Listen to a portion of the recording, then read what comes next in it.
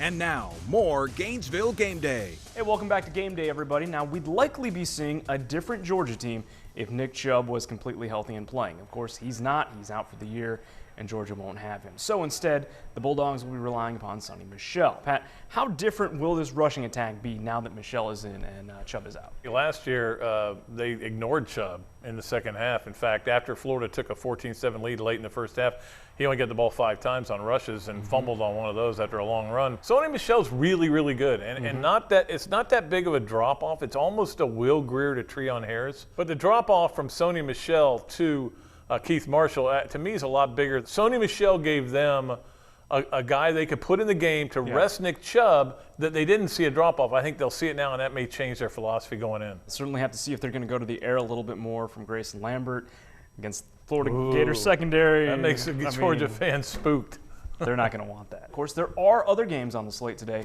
We'll find out what is intriguing about some of those games coming up in this week's Around the Southeast. Around the Southeast, sponsored by Chris Doring Mortgage. One team to keep an eye on this week is Tennessee.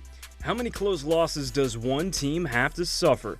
The good thing for UT is that the Kentucky Wildcats are not the Alabama Crimson Tide, and if they almost beat Alabama, chances are they're in for a good game against Kentucky. One player to keep an eye on this week is Auburn quarterback Sean White. The Auburn defense has failed its offense this season, and White has done a decent job of getting the team back on track. If the Rebels get out to an early lead, Gus Malzahn will have to lean on his young quarterback. And one number to know this week, the number 4. That's how many times that both Florida and Georgia have had a bye week entering the rivalry game in Jacksonville. Looks like we should get both teams' best effort. And that's what's happening in the Southeast this week. So both teams are coming off of bye weeks and should be a little bit more healthy heading into this game. For Florida exclusively, how important was it to get that bye after that LSU game? Let's not forget what they were coming off of. It was LSU, a very physical game where they were trying to gang tackle Leonard Fournette. He was not going down easily. No. I think that physically it took its toll on them. They got some guys healthy. They're actually probably as healthy as they've been all year. And I think mentally it's important to have a bye week off. Now, obviously, Georgia had the same situation. But I think for Florida especially, because it's a new staff, they were able to self-scout and look back at what they've been doing, what their tendencies are, and what they're hoping is that will allow them going forward into this game to say, hey, you think you figured us out in our first 7 games. Now that they've self-scouted, it'll be interesting to see what they decide, hey, here's what we need to quit doing on first down. Well, here's what we need to do on third down.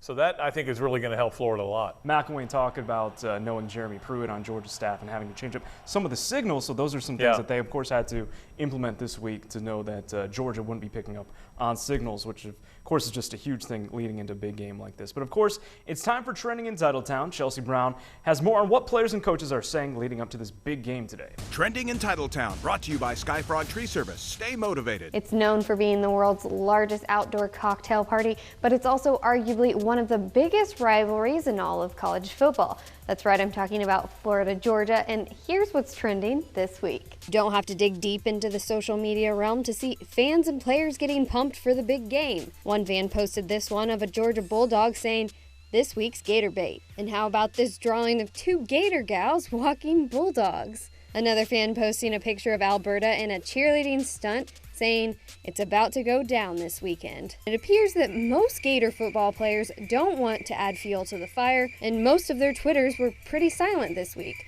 That being said, Caleb Brantley did tweet this out saying, "Big game this weekend because it's the next game. Let's get it." And last but not least, Jake McGee had a bold, and I do mean bold, tweet for Grayson Lambert saying, "Hey Grayson Lambert, want to hang this weekend? We can meet in the middle.